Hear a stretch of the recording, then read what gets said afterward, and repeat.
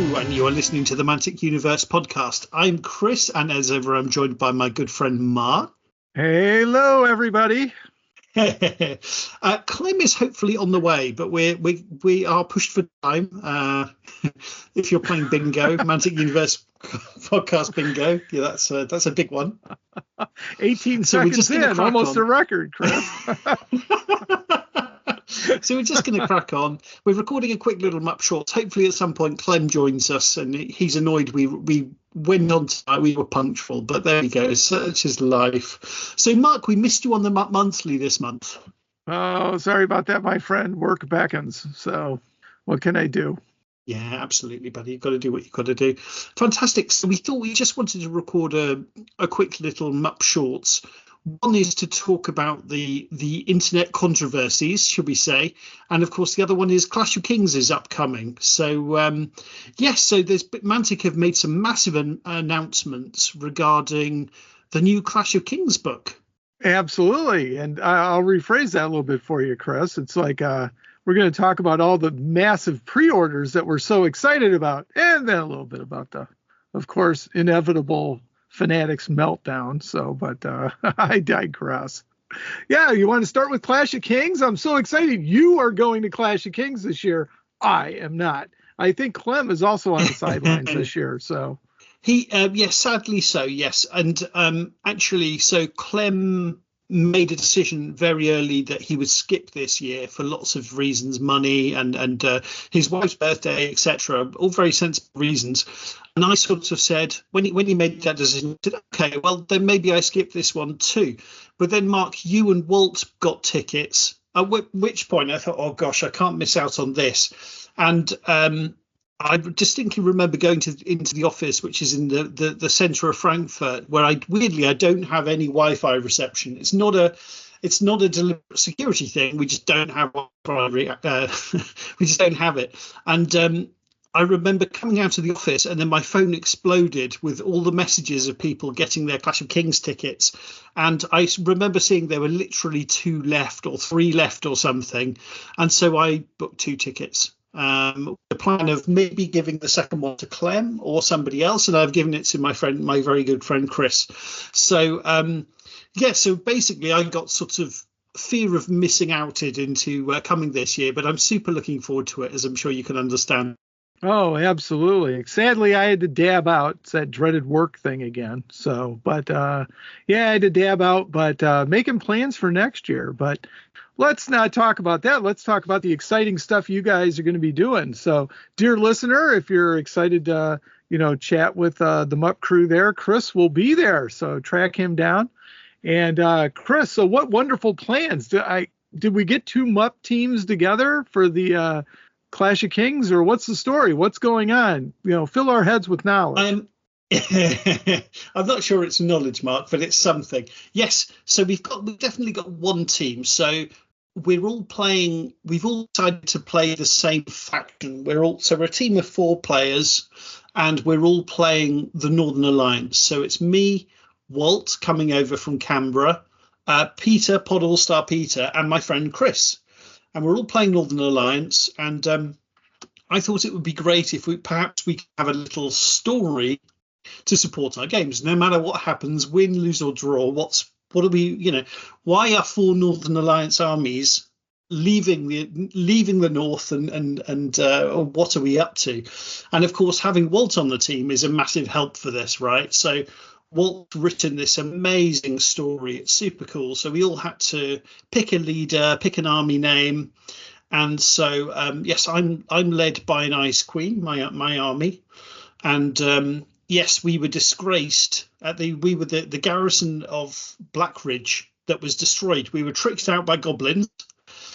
And we're all questing to find the true magical name of Chill, because and it was all based on me saying on the pod, I think the name Chill is a bit rubbish. So Walt took that little offhand comment and he's made a whole story about it. So we've got 4 armies questing, and I suspect it'll be whoever does the least terribly badly will win the day for the Northern Alliance. But what's great is he's already started off, and we're almost doing a pick your own adventure. So it's kind of the first step was some of us were traveling over land and some of us were traveling over the frozen sea. And we're already getting fate points, and the goddesses are deciding our fates. And yes, it's really, really special. So already the excitement and fun has started. Yeah, so I'm packing tomorrow. This is Sunday night as we're recording this. Now I'm packing tomorrow, and then Tuesday afternoon I'm flying to charming Birmingham. Staying with my friend Chris in Cheltenham a couple of nights, and Wednesday night we're off to a local games club in I think it's Gloucester. Heath Barnes is kindly picking us up and taking us to his games club, and we're going to have a practice game there. So I think that might actually be Chris's. I think when he came to visit me a few years back, I think he played 2 games of Ambush. But that is the extent of his Kings of War experience. And he's done his army entirely by himself. So it's 2,300 points. It's all him. He has painted some Space Marines before, but this was an order of magnitude much greater. So it's incredible that he's got this hobby project done. And yeah, we're very much looking forward to it. I think on the Friday, we're going to do the classic. We're going to go. I've booked the Warlord tour, Mark, which you booked for us last year, because I thought that was very interesting. We're then going to go to Bugman's for lunch, I think, and do the G-Dubs stuff while we're in Nottingham. And then we're off to Mantic for the Friday night. And then, of course, the tournament starts the Saturday. So, as always, it's going to be incredibly full on, but also just an incredibly special time. Yeah, we're going to have a new venue this year. It's at the Nottingham High School. So it's very close to where it was last year at Nottingham Trent University. It's just a little bit further up the road. So you guys are just going to have the resisted temptation of popping into Witherspoons before you make it to the high school. So absolutely. It should be fun. Well, I'm looking also forward to pictures of all the armies laid out when you guys are at Clash, and give us a bit of a story. And I'm looking forward to the narrative, story that develops there. We'll have to get Walt on and have him go over all the results for us, and we'll see what happens. Very, very cool.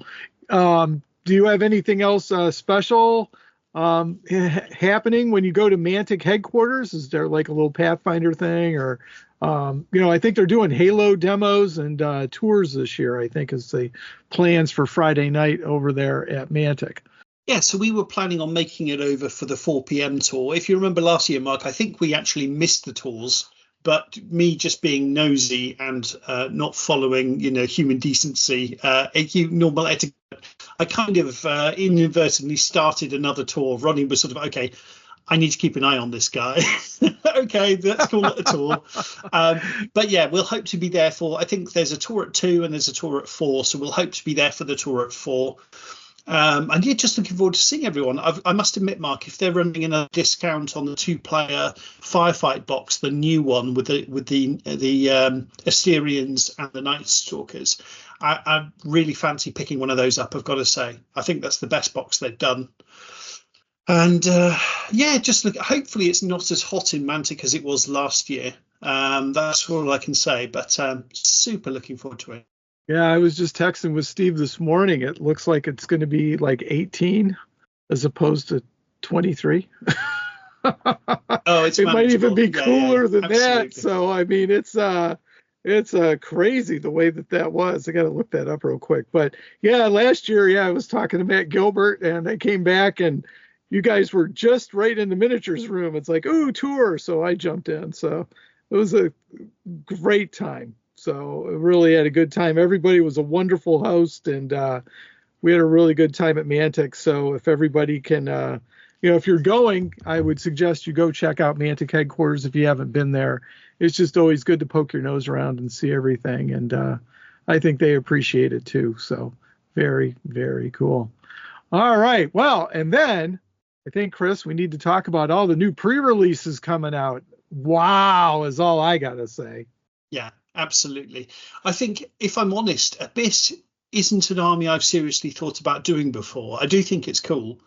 But having seen the new teasers and the new photos, I'm really tempted to do an Abyss army. I think it's honestly, just the way the photos look as well.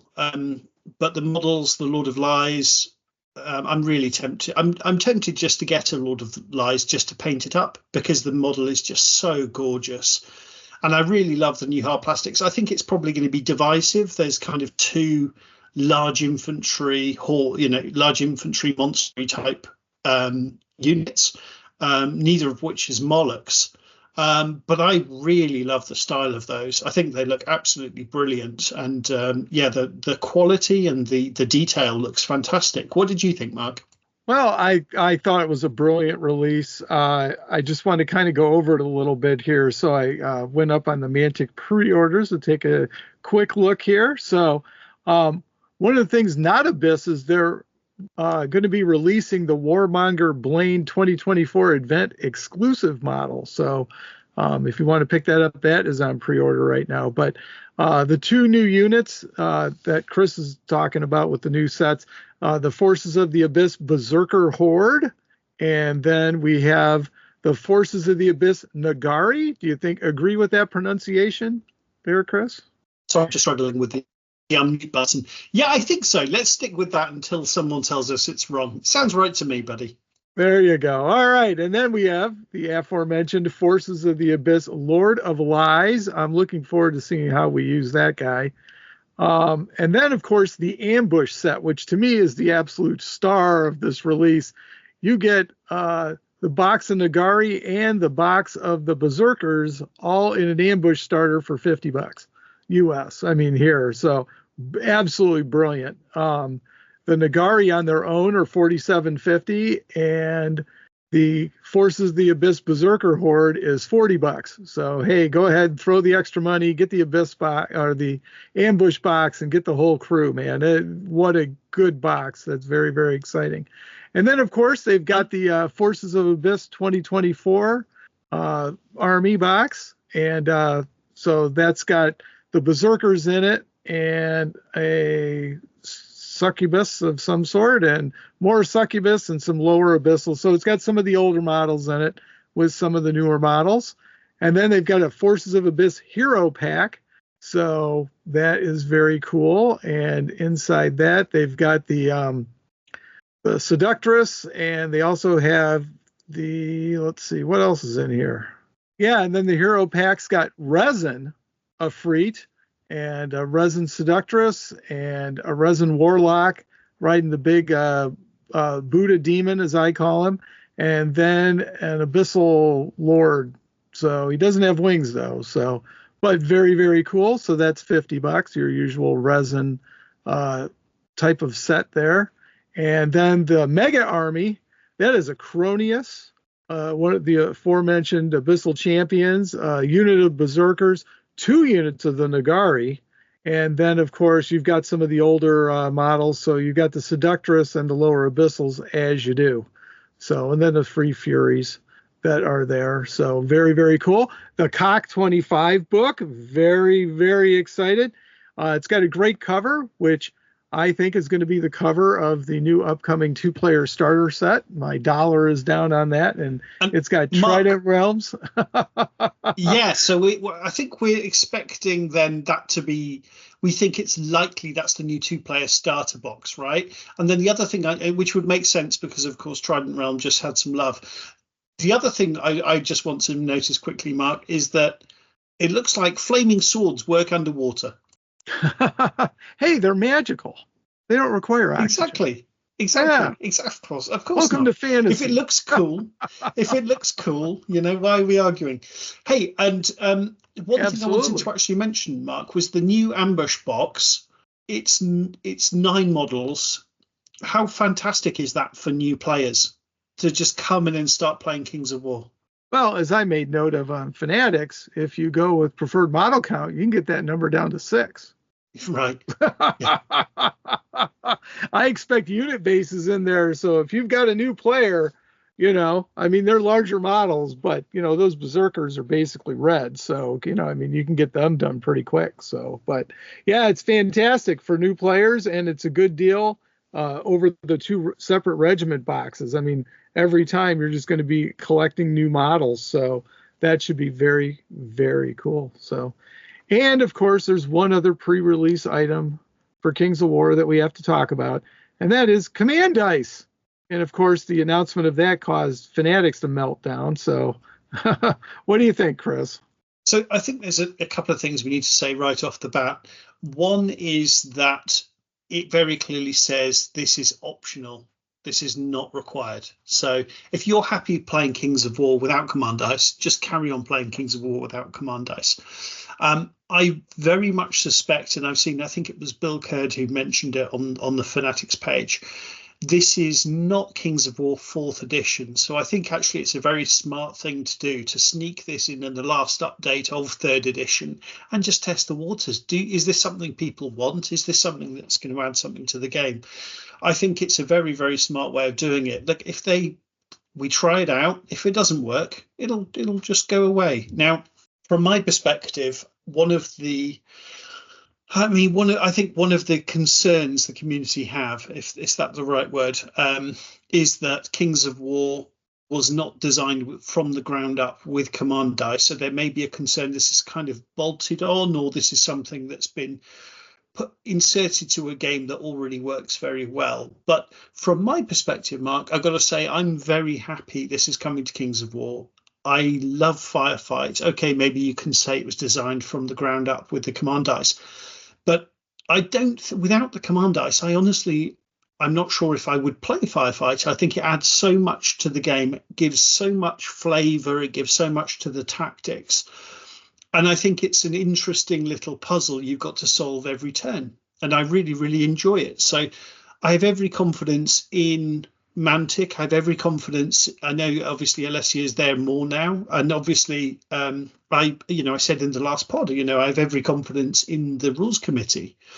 So I have no reason not to be really excited about this. I think this is going to be great. And I think the very, very worst thing that happens is that people don't like it and it goes away and it doesn't have it for 4th edition. But I think this will be a big success and I'm excited. Yeah, I think part of I don't want to use the word controversy, but I'm going to use it. Part of the meltdown was, I believe somebody texted out there that it wasn't optional, but it says optional in the release. So I understand Mantic's coming out with some kind of explanation, so we can wait for that. But as far as it's being built from the ground up, with or without command dice, Kings of War was built from the ground up, without unit strength and without, as it is today, without the magic system we have today, right, without special spells, without a raft of the magic items we have. It's been built from the ground up with a lot of stuff, and, formations have changed, year to year. That's why I love the Cock 25 book, or the Cock book in general, I should say. It freshens the game up every year. Am I thrilled? We'll see how it goes. Command dice are okay. I think they make a game a little swingy in Firefight and, Dead Zone and things like that, all depending on what you roll and things like that. But, they're parts of those games, and so we'll see. Actually, Mark, I'll just jump in and interrupt you. Sorry. One of the reasons I think this can be really, really cool is, yes, you're right, command dice can be swingy, but the way that you build your army is going to have to change. So things like leaders will be more important, because some leaders that may not be taken very often now, because people say, well, they don't have any unit strength, so why would I take them? Well, maybe they have a really good command dice. So perhaps that now it's something else. When we're planning our army, we have to balance out, okay, do I want unit strength, which is super important, or do I want more command dice, which gives me super powerful things? And of course, dear listener, we've got to throw in there, we don't really know how it's going to be implemented. We don't know how powerful this is. We don't know whether it's going to be command abilities. We really, really don't know. So we are just all speculating. But as I said, I'm very, very positive, because I'm sure Mantic are going to do I trust them to do a good job with this. And I think it's a great idea in Firefight. Oh, yeah. I trust the rules committee. There are some really smart people on there and very dedicated Kings of War players that are basically holding the gates to try to stop the entire system from melting down. And, think about it. Auras. We didn't have auras in 1st edition either. There's been a lot of things that have been added to the game, And I also understand the perspective of we don't want the game to get too complicated. We don't want it to, run too far from its roots. I do mourn Zap every once in a while, it was a simpler time. So, but, as you play the game, unfortunately, sometimes people are just looking for a little extra spice, to keep their interest in the game and to keep it moving on and evolving a little bit each time, and hopefully becoming better each time. I remember everyone, with the new way that they presented the armies in 3rd edition, that caused a lot of controversy. And, now it's just kind of an accepted part of life. So have faith. We've got some really good members on the rules committee. I have that faith. My initial reaction was, but as I sat and thought about it a little bit, it's like, no, they haven't steered me wrong in the past, and so I have faith. And so I'm going to take that leap of faith, and we'll see how it goes. And as you mentioned, this is kind of a test before the next edition. Everybody pretty much knows 4th edition is going to be out next year, replacing this cockbook for 25 or 26, I should say, released in 25. And so we look forward to that. And so we should get a good shakedown. And so this Cock 25 pack, one of the reasons I'm excited about it is to just see what they're thinking, just get a look inside the rules committee's mind and see what they're planning for 4th edition. And we can shake out the garbage so that, we have a really good, solid edition that everybody in the community is behind and we push forward. This is Fred reminding you to visit the Kings of War forum, kowforum.com. No ads, no commercials. That's kowforum.com. Hey everybody, this is Mike Rossi, Wingdissar's second best dwarf author, and you're listening to the Mantic Universe podcast. I think you've got it, Mark. I suspect this is a really smart way of adding just a little bit extra flavour to the armies beyond just keywords, right? Because at the moment, a lot of the feel of the army comes down to the keywords. And if this can give us just a very light little extra layer on top that just gives us a little bit more flavour and theme and maybe a little bit more story in there, then, I think this is really, really good. As I said, I love it in Firefight, and I'm excited to see what they've done. So from us, not quite so. And as you say, Mark, Kings of War, in my opinion, I joined when 3rd edition dropped because at that point I felt like, yes, this game is professional enough and it's evolved enough that it's something I'm really interested in. And as you say, Mark, at no step have they really put a foot wrong. There have been things which were controversial at the time, and several months later, people are kind of shrugging their shoulders and they've almost forgotten that they thought this was controversial. So, yeah, let's all take a deep breath, see what it is, and let's play some games with it before we cast judgment. And then, once we played 5, 6, 7 games, let's come back for some feedback and see where we are. Yeah, you mentioned keywords. Those were new too. So there's been a lot of stuff added to those original 12 pages of rules. So, absolutely over the years. So this is just, again, one of those things. And we'll see how it goes. That's what especially if they have it optional. And I know withdraw is still causing a lot of scratch. So we'll see how, this one's handled. But, it is what it is. I'm going to be interested to see what happens to withdraw in this new Cock 25 and see if they make any changes to that. To me, that's more important than the command dice at this point, to see how that goes. That's a great point. That's a great point, Mark. Or have they kicked the can down the road for 4th edition? Because it's fascinating to me. It really is that this is the last chance to change things before the big 4th edition. And for whatever reason, that feels more significant, doesn't it? The 4th edition rather than this kind of annual update to the rules. So I'm glad that, as I said, I'm glad they're testing it out now, testing the water, and I'm just excited to try it, Mark. Absolutely.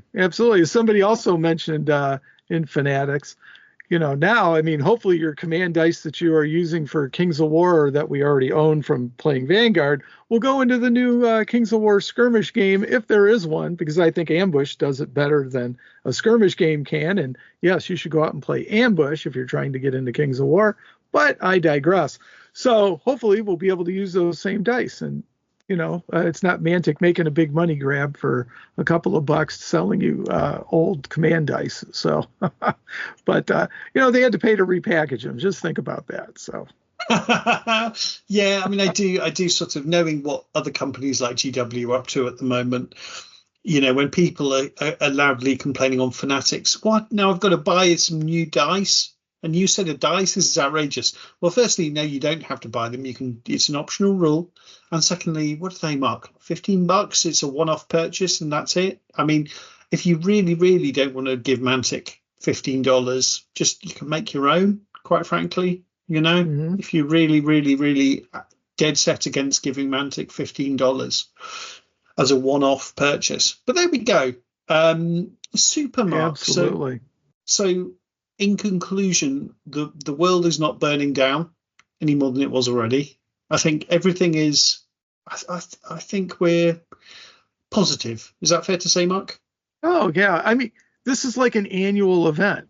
If Fanatics wasn't melting down over some changes, it wouldn't be a cock book release. So, I mean, it's just kind of like spring flowers come up. It's just every September people melt down on Fanatics about rules changes. So, and I understand and respect their opinions. There's some logicked out, well thought discussion out going on. Yeah, I mean, it's well thought out, and they're talking about it. Some of it, is humorous and almost GW burn your army. But speaking of GW, geez, boy, I just noticed with this latest AOS release, I have just totally lost my GW gene.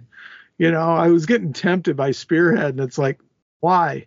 For the same price of this release box, I could literally buy, with my discount from Max McDougall over at McDougall Designs, I could buy 2 starter sets for Mantic for Kings of War and still have money left over. So it's like, and that's the game I love. So why am I even, flirting with that? I don't care. I was thinking about Jeremy Dumal was talking about on Countercharge, you infiltrate, use your word there, go play with the other players and, introduce Kings of War. And it's like, time's too short for me. I'm just going to play Kings and we'll see what happens. I don't get enough playing time as it is, but somebody else can pick up that torch, and I don't think that that's a bad thing. So, but I would be very interested to see if we could get that Spearhead typey system into Kings somehow, with the ambush boxes, even though I don't think they're balanced that well, but it would be interesting to see if they could do it with the army boxes though, and balance the plastics out to see where they could get, buy this army box to get started and play this, play ambush, Actually, Mark, yeah, not the Mega Army, but the other army box, I always thought was in a slightly weird position because it was price-wise with the ambush starter box. That's almost always hard plastic, so you're always getting a brilliant deal with that. And then the Mega Army, you're getting generally speaking, a massive box. So I always thought that the army box sat in a weird spot. So if you could do, as you're saying, kind of, if you could do 1,000 points of Vanguard deliberately in that box, then suddenly that's a really interesting thing. And as you say, if you advertise it as a buy this and you're playing Kings of War, your friend can buy a box and it should be a balanced experience. I think that's actually a really smart idea, buddy. And I think the one thing we haven't said that I'm sure Clem would have said were he on is, if Mantic weren't causing controversy with this announcement, they wouldn't be doing their job right. And there's a joke, or they're just not being Mantic. So, but right. But there's also a joke about Wargamers, which is the only and I'll get this wrong, but it's something along the lines of the only thing Wargamers hate more than everything staying the same is change. It's something along those lines. They're not happy with it all staying exactly the same, and they're also not happy when it changes. And I think there's a little bit of truth in that. But shout out to Danny and his witty photos on the Kings of War Fanatics. While I didn't agree with the sentiment of the loo roll next to the Command I I did find it very funny. So well done, Danny. I like the slingshot. Yeah, it was good. That one was great. Fantastic. Yeah, absolutely. Yeah, Super. shout out to Danny. Absolutely. Yeah, cheers. Yeah, buddy. you're going to see him. So, you should, obviously he has command dice. He doesn't need them, but otherwise I was going to suggest you bring him some command dice. But yeah, very, very nice. But shout out. Oh, it's going to be such a good time. I'm so jealous.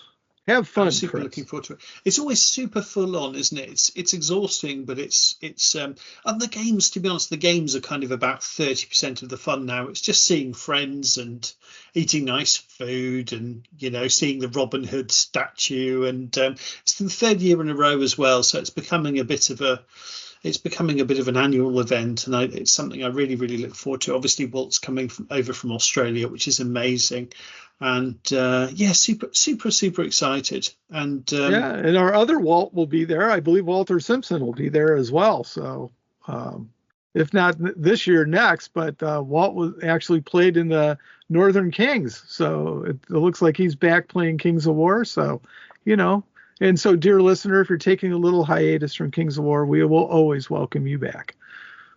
Absolutely. Speaking of which, and it's a very normal, natural thing to do as well when life happens. And, we kind of mentioned on the last monthly, I think it's a very healthy thing if people go and try other games. I'm very, very confident once they do, they'll realise Mantic Games are really as good as we think they are. When you compare it to something else, you go, oh, yeah, this is really, really good.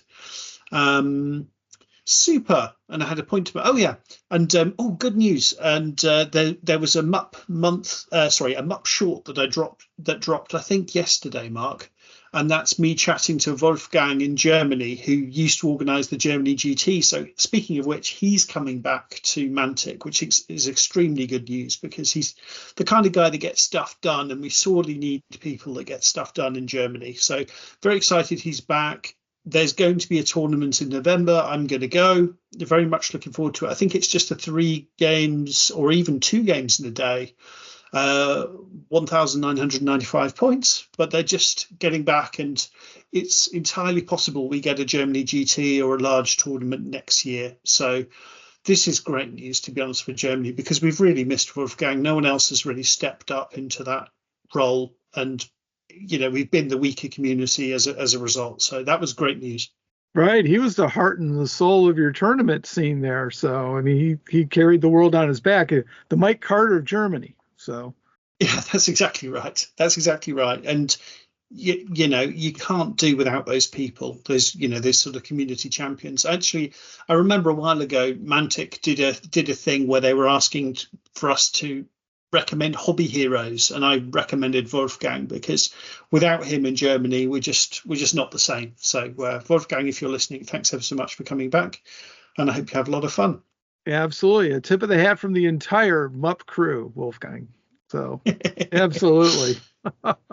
Mark, anything to just finish this MUP shorts? MUP shorts. That's what I mean. Hey, MUP shorts. You know what, Chris? I scrolled down a little further, and there were 2 more pre-releases that are for Firefight that are coming out. The Night Stalker Reapers for $30, so you get your box of those, and then the Void Touch Mutants. So that's very exciting. Oh, too. There you go. Fantastic. Yeah, both of those boxes are $30, so not too bad. So if you need them, pick them up. They're going to be available on the pre-order. Fantastic. I've got 3 Kings of War ambush armies for Night Stalkers, but I think I'll be doing them for Firefight. Very, very cool. The other thing to mention, too, is if you have not seen, dear listener, there are a couple of STLs that are for sale up on the Mantic site, which is exciting. They're not in the vault. They are on the Mantic site. So you can go check those out. And the first one is the Blaine that I talked about. And then there is the Matt Carmack fundraiser STL of Matt riding a motorcycle. So carrying a spear of some sort there, which is very, very cool. And scarily looks just like him. So it's very cool. So if you're interested in that, just head over to the Mantic website, type in the search bar STL, or type in Matt or Blaine, and you will get those to come up. And they're $12.50 a piece. That's the U.S. That's what I look at. So, so for a quick $25, you can pick up both if you want. If you want a physical plane, he's available for $18. So, and then you can always pay shipping. So if you don't have a resin printer, which, I think people think everybody has one, but they don't. Mine two are still sitting in a box over there because my wife read everything about the toxic nature of these things and said, not in my house. So despite buying it all for me for Father's Day, I was very excited, but then it's, no, print FDM. So that's what we're doing. So I got it dialed in pretty well. So is it too late to send them back, Mark? Oh, absolutely. I still have hope. I still have hope that someday I will figure out a way to use them. So, but, they're both Mars 3 Pros, I think. So, so I had a nice little setup that was going to get going, but, between room and toxicity, it got shot down. So, but we shall see. My wife said the same, to be honest. Yeah, once she started looking into it, it was game over. And fair enough. I'm already very, very lucky with my wife. So this is definitely not the hill for me to die on. And I think we should just mention quickly as well, Mark. I know we've mentioned it on the pod previously, but the Mark Cunningham sculpt, that's very much a charity model. He had some unbelievably bad luck recently, and literally he's starting his life again. So, dear listener, if you've got a spare $12.50 or whatever it was Mark suggested, please get that STL, and it'll help a very nice man get back on his feet after unbelievably rough time. Right. Yeah. Grant Alexander is championing the Mark Cunningham part. So, and this is just all about the Mantic community, the, gamers helping gamers. So, and I'll also mention, Tom Vassell, my former podcast mate there. He's doing great on the Dice Tower, but they also have the Vassell charity over there too, which is a very, very cool thing, which is gamers helping gamers. And if you want, maybe we can post that in the show notes. So if you know anybody that, is falling on hard times and is a gamer or something like that, they help out. And it's very big. Tom did that for his son, Jack, that passed away. So it's the Jack Vassell Memorial Fund. So very, very cool. See, so don't say war gamers don't have a heart. Oh, we definitely do. Absolutely. Absolutely. It's social skills that we don't have. Hey, I don't know about that. You got to play face to face with somebody. I think wargaming is one of the biggest social skills challenges that you should give, and basically to kids as well. They got to handle good luck, bad luck, sportsmanship. They got to deal with somebody face to face. They got to do their math. The great experience. I think all kids should get involved in tabletop wargaming. It's artistic with painting. Don't get me started, Chris. No, I completely agree with you. It's an easy joke to make, and I love the fact about the hobby. It has so many different facets to it. Whether it's social, or you can always be doing something. You can always be reading more lore. You can always be building more models. You can always be painting stuff. It's endless, isn't it? You can always play more games. It's a really wonderful hobby that we found. Fantastic. Anyway, Mark, any final thoughts before we wrap up this Up Shorts? No, we're going to be back, so we can say we got to save a little material for later, right? So, I will mention quickly, if you've not listened to the Alessio episode, please do. It is really good. I'm sorry I had some technical difficulties because we had a storm going through, but and it kind of messed up stuff. But Chris did a fantastic job leading the interview with Alessio. Quit blushing, Chris. You really did do a nice job. It's a really good interview. If you have not listened to it, please go ahead and do that and check that out and listen to Alessio. We do talk about Kings of War at the end for a little bit, which I think is worth a listen as well. So one of the things, thanks so much, Mark. That's really kind of you to say. And it's such a treat to talk to somebody of that stature in the games industry, but not just that. He's just a lovely, witty man. He's just a wonderful, wonderful person to talk to. But I do find it funny because it's happened a couple of times recently where people have asked me for a list of questions before the interview. List of questions? No, this is all. He does it without a net. Yeah, you do it without a net, Chris. It's amazing. So It's no, but it's weirdly enough, it sounds mad, but I've actually just found over time, actually, if I have a list of questions and I'm prepared, I actually get more nervous than if I just feel its way, you know. But there we go. Oh, a little behind the scenes mop. We do show notes. We didn't for this one because we're better off the cuff, I think, sometimes. But you know, Chris never follows it. He's such a natural interviewer. He's all over the place. So it's like, I'm following the list. It's like, oh, okay. It's like, where is he going? But it always works. So it's somehow it must be, to be fair, dear listener, it must be very frustrating for people such as Mark to try and follow the madness. But yes, but thank you, my friend. Yeah, you have that natural interviewer skill. So yes, very good questions. I think the guests really appreciate them. So kudos to you, my friend. Thanks, buddy. Really, really appreciate it. Super. Great. Well, yeah, I'm looking forward to Clash of Kings, Mark, and I'm looking forward to recording again with you soon, my friend. All right. You have a good time. And just we're looking forward to the photos and the updates and stuff like that. So don't be stingy with the pictures, Chris. Oh, I won't be. Thanks, my friend. Thanks, dear listener. Have fun. And everybody going to Clash of Kings. Everybody say hi to Steve Hildrew, and everybody just have a great time. Have fun.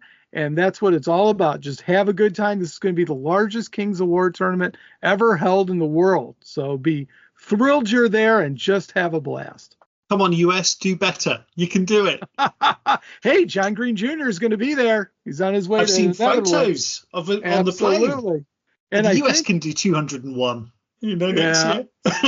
They might. Hey, we're competitive, so we'll see. It's what just we can the distances. Yeah, exactly. Yeah. It's just the distances in the US, though, isn't it? To be fair. Well, you know what? We travel well, though. You know, for the right event, it might happen. So, but they had a good time. They had a lot of people. I didn't hear much about Best of the Rest this year from the Masters. I haven't seen a whole lot about it, but you know, the Masters was a great time. So, but again, I'm going to keep rambling, Chris. I'm going to have to give you the last word. No, we just love talking about this stuff, don't we? That's the whole reason we make a podcast. It's just a good time, isn't it? No, Mark, thank you, my friend, and yeah, more content coming soon. Thank you, dear listener.